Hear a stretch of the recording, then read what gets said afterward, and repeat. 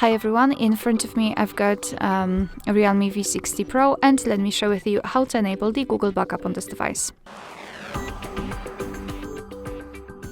So let's start with opening the settings, and here we have to scroll down to the very bottom to find System and Update. Then let's tap on Backup and Reset and choose Google account. Make sure that you've got the internet connection because it is required for this operation, and you can use Wi-Fi or mobile data, it's totally up to you. Confirm everything with your screen lock if you've got one. And here in this step you can either create a new account if you do not have your own yet, or simply type your email or phone. So let me do it and tap on Next. Here we have to enter the password, so let me do this out of the screen. Alright, and tap on Next.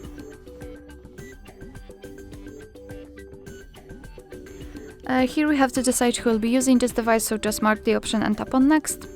Tap on I agree, of course after reading everything.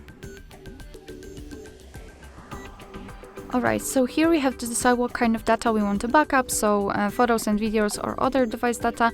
Of course you can mark both, it's up to you. Tap on Manage Backup, and here we've got the backup section where we can check how much space we've got left.